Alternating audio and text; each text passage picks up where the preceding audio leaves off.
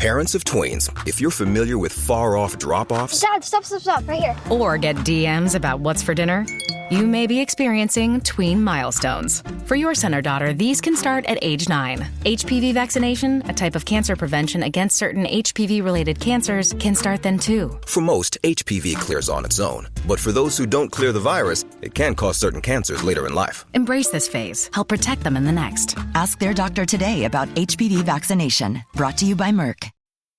Fellas, you know Degree Cool Rush deodorant, right? Well, last year they changed the formula, and guys were mad about it. One dude even started a petition. So guess what? Degree heard us, admitted they messed up, and brought the original Cool Rush scent back exactly how it was. And it's in Walmart, Target, and other stores now for under $4. So grab some and remember why its cool, crisp, and fresh scent made it the #1 men's antiperspirant for the last decade. Degree Cool Rush is back, and it smells like victory for all of us. This episode is brought to you by LinkedIn. Healthcare professionals can lead their careers with LinkedIn. Discover jobs by specialty, preferred shifts, and even desired salary.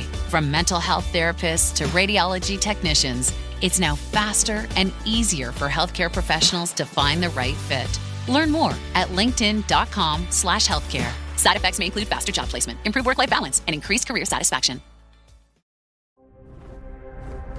EVO. This series contains adult language and depictions of graphic violence. Listener discretion is advised. Before we start, I just want to let everyone know that this story takes place in the country of Wales. The Welsh language famously has some very creative spellings and pronunciations of certain words. I did my best. Despite researching and practicing, there's still a couple of speed bumps that you're definitely going to hear. But it's worth it. This is a very disturbing story. Hope you enjoy.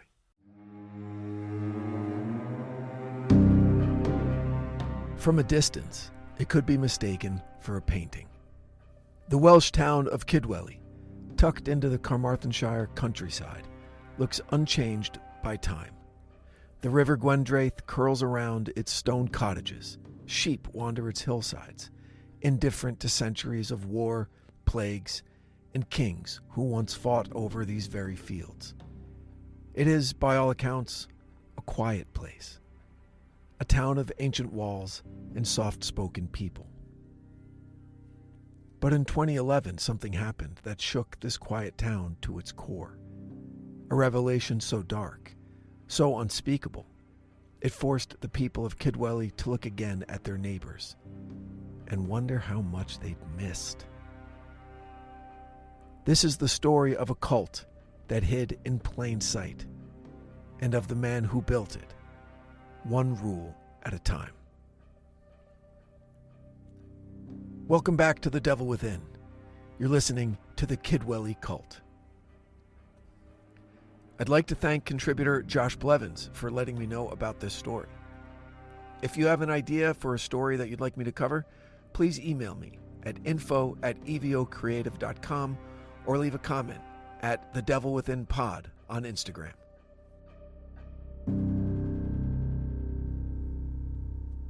The history of Kidwelly is written in stone.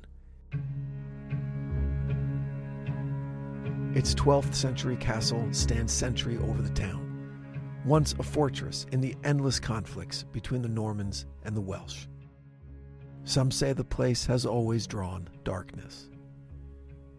In 1136, the castle's lady, Gwenllian, led a bloody rebellion against English forces. She was captured and beheaded outside her own walls. Today, a statue of her stands watch. But it's not her legacy that would terrify Kidwelly's children. Not in this century. That honor belongs to Colin Batley. It began as whispers. A girl, barely in her teens, confided in a school counselor. She said her parents made her do things. Bad things. There were books with strange symbols, rituals in the living room, words she didn't understand, words she was forced to say. At first, the adults didn't believe her. After all, this was Kidwelly. Things like that didn't happen here. But they did, for nearly 2 decades. And by the time police acted, the web had already been spun. Deep, tangled, and cruel.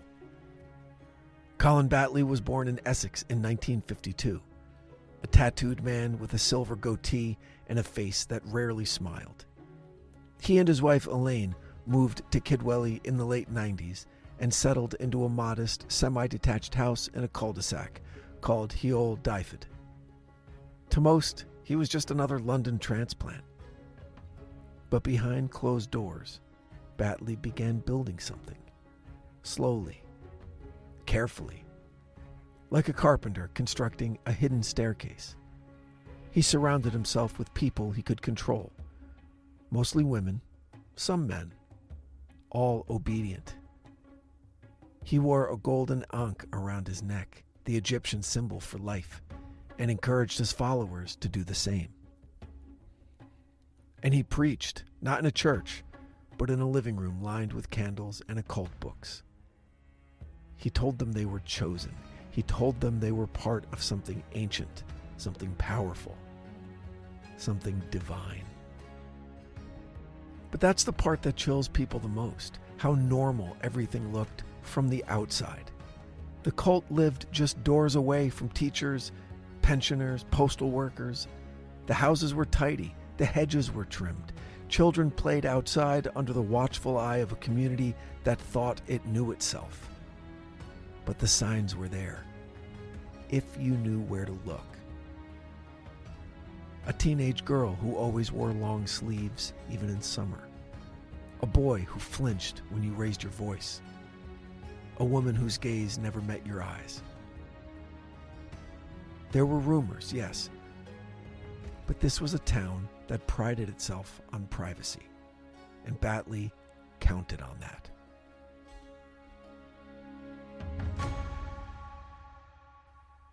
Batley's group didn't call themselves a cult, but they had a hierarchy, robes, rituals, even scripture. Their Bible was the Book of the Law by Aleister Crowley, the infamous occultist, once dubbed the wickedest man in the world. Crowley preached indulgence, liberation, and the collapse of moral constraint. Batley took it further. In his circle, disobedience was punished. Initiation required sex, sometimes with children, and everything was done in the name of an unseen god. He convinced his followers that sacrifice brought power, that pleasure was holy, that to deny him was to deny the divine. This wasn't just abuse. It was doctrine. By the time the police raided Heol Dyfed in 2010, the cult had left decades of trauma in its wake. But the story doesn't end with handcuffs or headlines. In fact, that's only the beginning. Because the real question isn't just how the cult existed. It's how no one stopped them. Colin Batley didn't look like a cult leader. He didn't dress in robes or live in the forest. He didn't claim to be a prophet. And he didn't shout his gospel from a pulpit. He wore tracksuits. He chain-smoked cigarettes. He had tattoos on his arms and a glint in his eye that could pass for charm. Until it didn't. He called himself ordinary. But what grew around him in the shadows of Kidwelly was anything but.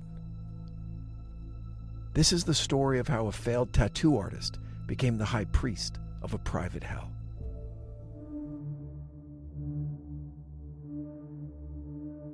Colin Batley grew up rough, a working-class kid in post-war England.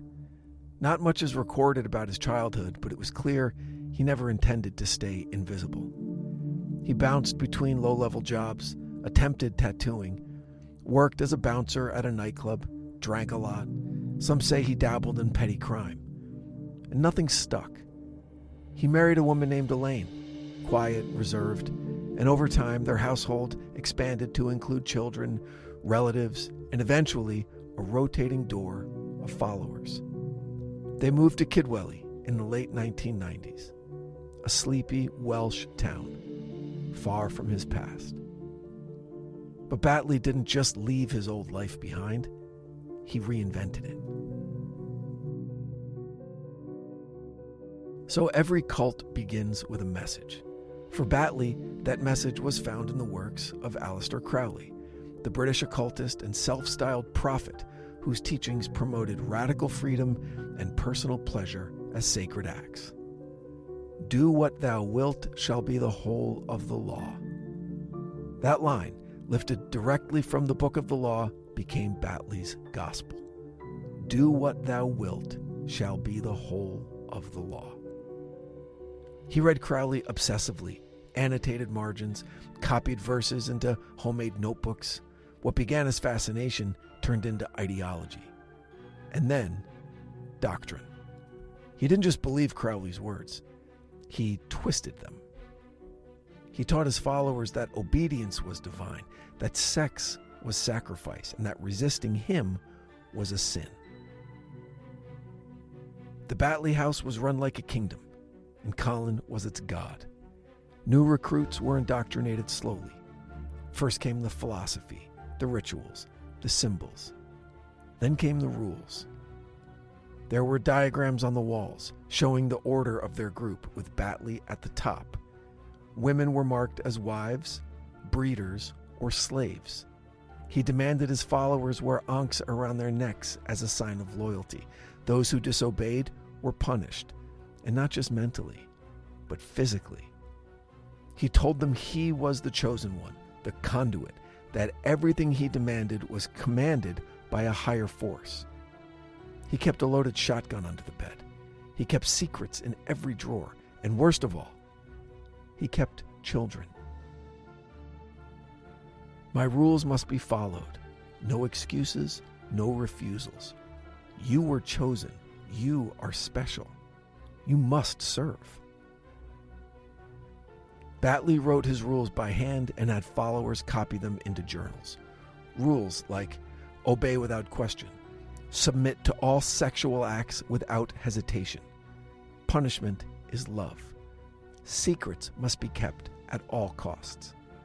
He framed these not as commandments, but, oh yeah, as privileges. He used sex as a weapon to reward, to humiliate, to bind people to him in a spiral of guilt and devotion. Some of his victims were as young as 11 years old. Colin didn't operate alone. His wife Elaine took part in the abuse. So did his son. So did other members of the circle, some willingly, others broken into compliance. This wasn't just a cult of one man. It became a system, a network of silence and complicity. Neighbors either saw nothing or said nothing. Social services visited, but missed the signs. Teachers noticed withdrawn children, bruises, gaps in memory, but the full truth remained hidden because Batley knew how to wear the right mask at the right time. He hid behind Welsh curtains and English manners. And behind him, the rot spread. To his followers, Batley was a prophet. To the rest of the world, a predator hiding in the shadows. But it would take a girl, one brave enough to speak out, to pierce the veil of his lies. Her story would unravel everything. Make sure you're subscribed to The Devil Within on Apple Podcasts or Spotify. Follow us on Instagram at The Devil Within Pod, and email your thoughts, theories, or ideas to info@evocreative.com. Every cult has a sanctuary. For some, it's a desert commune. For others, a guarded compound with razor wire fences. But for Colin Batley's followers, their sanctuary was deceptively ordinary. A 2-story council house at number 17 Heol Dyfed in Kidwelly. Stone-clad, quiet, one of several houses lined up in rows like obedient teeth in a jaw. No one passing by could imagine the rituals performed inside, the violations, the rules, the things whispered in the dark. This was a church of terror, and inside, a congregation of the broken. The living room was the chapel. Candles lined the mantel. Occult symbols, pentagrams, ankhs, runes were drawn in chalk or ink and never washed away. A framed portrait of Aleister Crowley watched silently from the wall. Beneath it, a handwritten copy of the Book of the Law, its pages dog-eared and stained.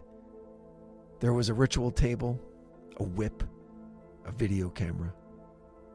Children were brought into this room, blindfolded, instructed to kneel, told they were being initiated into something ancient and powerful.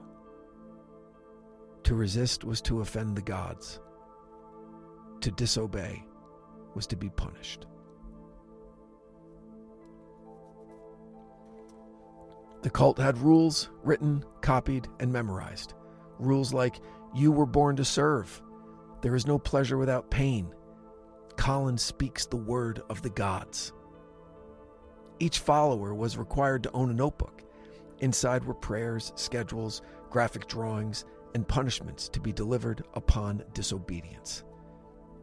Children were told that sexual acts were offerings, that pain was purification, and that love was obedience.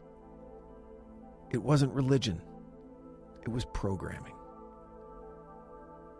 Batley gave each follower a title.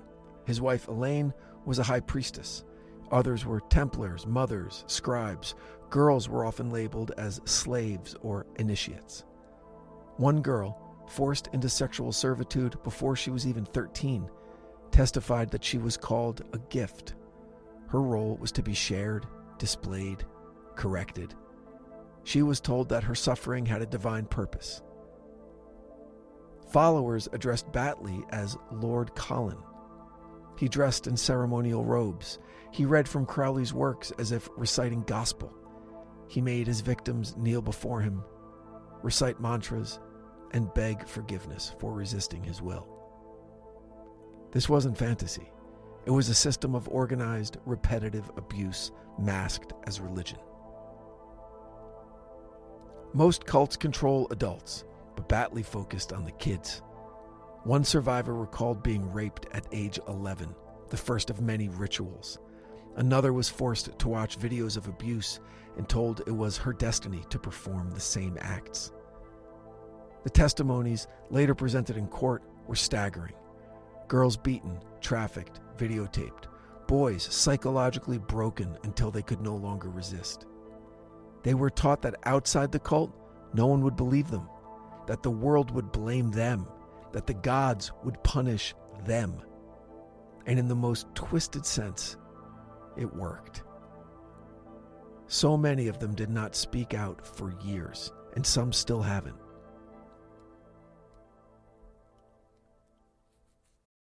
My goal this summer is pretty simple, just to find some time to chill out. Oh, and not get burned by my wireless bill. I've got that second part taken care of with Mint Mobile, and their plans starting at $15 a month. Now I can focus on the beach trips and barbecues instead of sweating data overages and surprise charges. All Mint Mobile plans come with high-speed data, unlimited talk and text, and it's all delivered on the nation's largest 5G network. So ditch your overpriced wireless and get Mint Mobile for $15 a month. And yes, you keep your phone, your number, and all your contacts. I use it, and here's why you should. It's a simple question. Why pay more? I live in Los Angeles and was with a legacy carrier for longer than I care to admit. When I made the switch, I was amazed at not only the lower price, but the better service. There were a handful of spots around the city where I'd always be dropping calls, but not anymore. So for that reason alone, it would be worth it. But I'm also paying about 3 times less. This year, skip breaking a sweat and breaking the bank. Get your summer savings and shop premium wireless plans at mintmobile.com/devilwithin. That's mintmobile.com/devilwithin. Upfront payment of $45 for 3-month 5GB plan required, equivalent to $15 a month. New customer offer for first 3 months only, then full price plan options available. Taxes and fees extra. See Mint Mobile for details. You need a vacation, so why not come play in LA? Fill your days with fun and let Los Angeles dazzle you with iconic landmarks, epic scenery, and stunning coastlines. And when the sun goes down, it's the perfect place to enjoy world-class dining and nightlife. Let play lead the way and soak up all this city has to offer. Start planning your LA getaway now at visitcalifornia.com.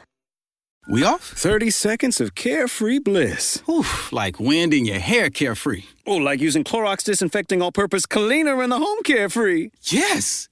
Like dog slobbing on the coffee table and cleaning it with Clorox Carefree. He's on a roll now. Spit toothpaste on the faucet. You got it. You got it. Peanut butter on the light switch. Oh, spritz, spritz. Spritz, spritz. Clorox, man. Clean feels good. Okay, we're back. Use as directed. Running a business comes with a lot of what-ifs. But luckily, there's a simple answer to them. Shopify. It's the commerce platform behind millions of businesses, including Thrive Cosmetics and Momofuku. And it'll help you with everything you need. From website design and marketing to boosting sales and expanding operations, Shopify can get the job done and make your dream a reality. Turn those what-ifs into... Sign up for your $1 per month trial at shopify.com/special offer. To the outside world, this sanctuary of hell was just another house. The curtains were always drawn, but there was no shouting, no signs of violence. Occasionally, neighbors reported odd smells or late-night visitors, but nothing they felt warranted intervention. The Batleys attended local stores. They said hello on the street. They blended in. One survivor later said, "He told us if we screamed, no one would come. They'd think we were lying and that the gods would punish us." And so they stayed silent in a home that looked like any other.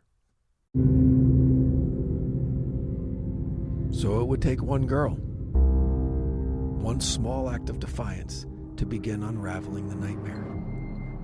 In 2010, a survivor escaped the house. She reported what she'd seen, what had been done to her. She was brave. She was also terrified. But she was also believed. Police launched an investigation, and the walls around Colin Batley began to tremble. Some stories begin with a scream, but this one began with a whisper.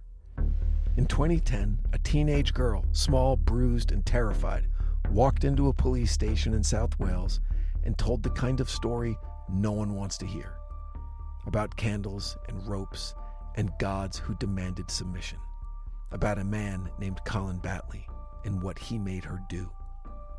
Her name remains protected, but her voice was the first crack in the cult's armor. This is the story of the ones who survived and dared to speak the truth. She left the house without shoes, ran for hours, maybe less. She just couldn't tell anymore. Every second outside was a risk, but staying meant obliteration. She'd planned it for weeks. She memorized the shift changes. She waited for Colin to pass out drunk in the armchair, and then she ran. When she got to the station, she collapsed into a plastic chair and begged them to listen. A female officer sat across from her. A notepad, a tape recorder, and a silence so dense you could feel it. And then finally, she spoke. What she told them felt impossible. But the details were just too specific. Her fear was too real, and her body bore the marks. Within hours, the Child Protection Unit activated. Within days, a full investigation had begun. And within weeks, police realized this wasn't the delusion of one traumatized girl. There were others, and they needed help. Police would ultimately interview more than a dozen survivors. Some were adults who'd aged out of the cult. Some were still children. They told stories of sexual slavery, manipulation, beatings, psychological torture, all justified by a warped interpretation of Crowley's teachings. One girl recalled being raped over 100 times. Another spoke of nightly rituals where she was forced to wear a robe and kneel for hours. Another had tried to kill herself twice, before finding the strength to speak out. He told me it was sacred, that I was chosen. If I cried, I was punished. If I hesitated, I was evil.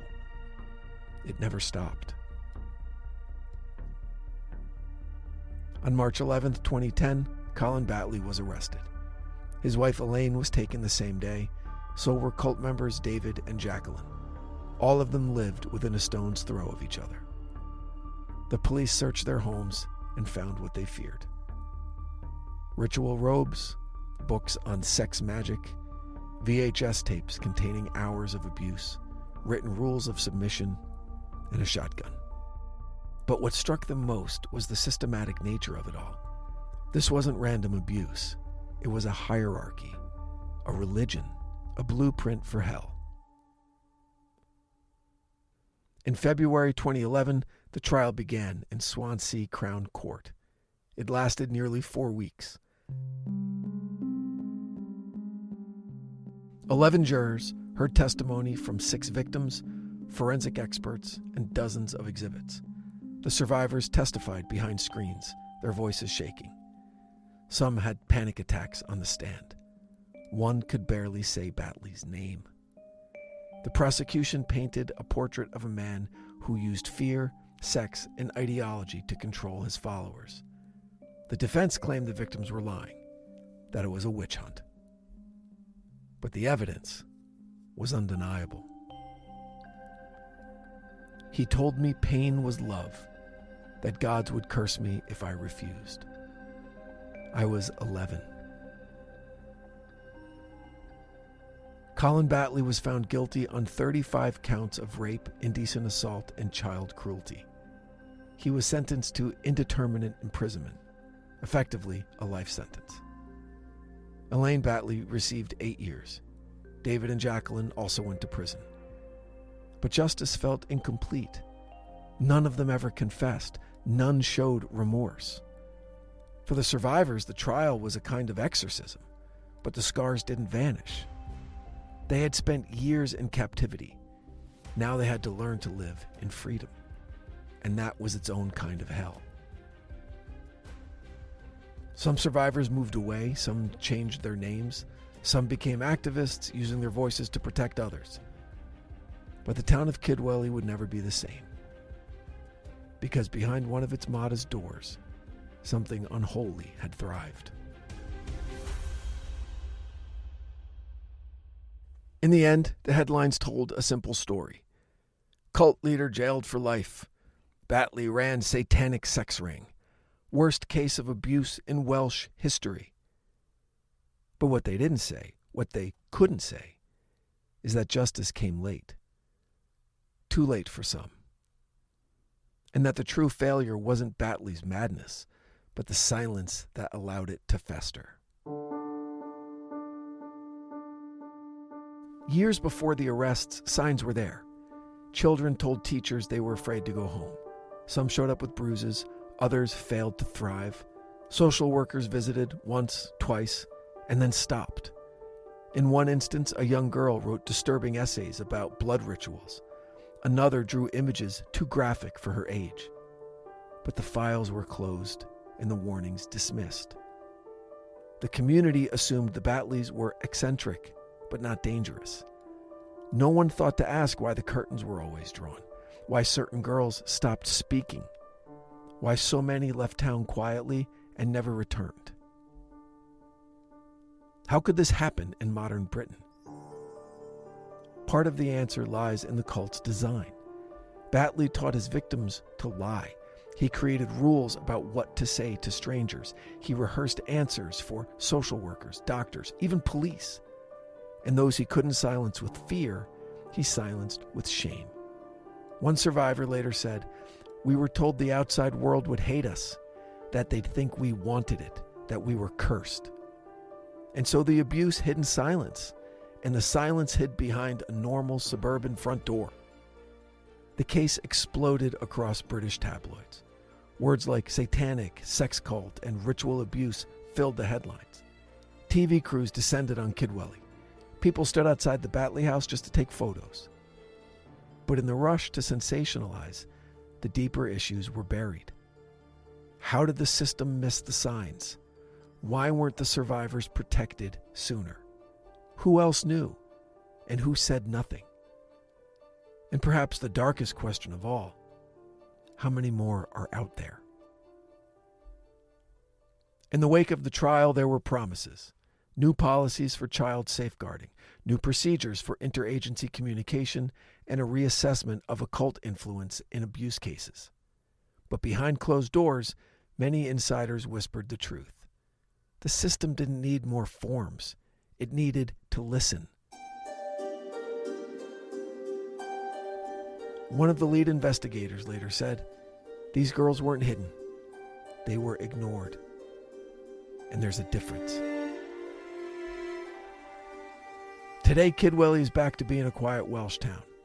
Tourists come to see the medieval castle. Local pubs serve bitter ales and warm pies. The Batley house sits still, its windows now boarded, the garden overgrown. But locals still look over their shoulders. They remember, and some wish they didn't. A retired shopkeeper said, "It wasn't just the cult, it was the feeling that we failed them, the kids. We didn't see it, or maybe we just didn't want to." Justice was served, on paper. But the girls and boys who lived through the cult still wake up in cold sweats. They still flinch at certain words. They still carry scars that you can't photograph. And Colin Batley, he sits in a cell. No remorse, no apologies. Still a high priest in his own mind. When we close the book on evil, we like to believe it stays closed, that the prison door slams shut, that healing begins, that the darkness retreats into memory. But some stories just don't end. They echo. And long after the cult in Kidwelly was crushed by the police, its legacy still lingers, like smoke that clings to the soul. For the survivors, life moves forward in fits and fragments. Many changed their names. Some left Wales entirely. One became a counselor for trauma victims. Another still lives in hiding. And all of them carry something unseen. Nightmares, hypervigilance, the crushing guilt that comes not from what they did, but from what was done to them. We think of cults as relics, the Manson family, Jonestown, Heaven's Gate. But Kidwelly wasn't in California. It wasn't in the 1960s. It was 21st century Britain. A quiet street, a normal house, a horror in plain sight. And that's what makes it terrifying. Because what Colin Batley built wasn't a religion. It was a system. A machine for power, control, and abuse, dressed up in the language of mysticism. He quoted Crowley, he wore a fake ankh, but he didn't believe in gods. He believed in domination. In his home, police found that copy of the Book of the Law, Aleister Crowley's infamous text. Scrawled inside the front cover were notes in Batley's hand. Will equals law. Sex is worship. Obedience is divine. But experts say he twisted Crowley's already extreme doctrines into something uniquely vile. He used robes, candles, Latin phrases, but they were just props. The real ritual was control. In the years since Batley's conviction, little has changed. Yes, there are new safeguarding policies. Yes, more teachers and officers receive abuse training. And yes, charities for cult survivors have gained momentum. Cases like this still slip through because we don't like to think about evil, especially not the evil next door. We don't want to believe a father could force his child into ritual sex. We don't want to believe a woman could sit silently while children were brutalized in her living room. We don't want to believe that monsters don't need masks. But really they don't. They need only silence. Yes, the Batley house still stands. Boarded, empty, a blank husk in a quiet row of homes. Some neighbors say it should be torn down.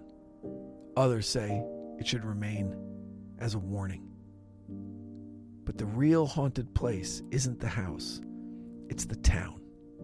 A place where trust was shattered, where people wonder how they missed it, where children once walked to school past a portal to hell. So this is the end of our story, but not the end of the questions. How many other Colin Batleys are out there? How many girls are whispering the truth unheard? How many normal houses contain unspeakable things? The only way to fight darkness is to shine a light, even into places we fear most, even beneath the chapel.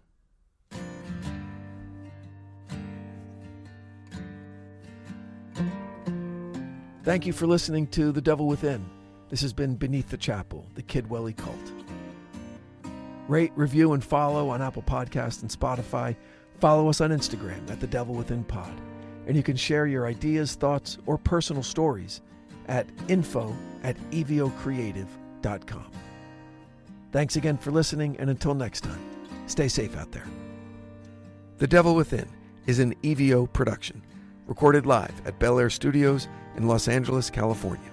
For The Devil Within, I'm your host, Brandon Morgan.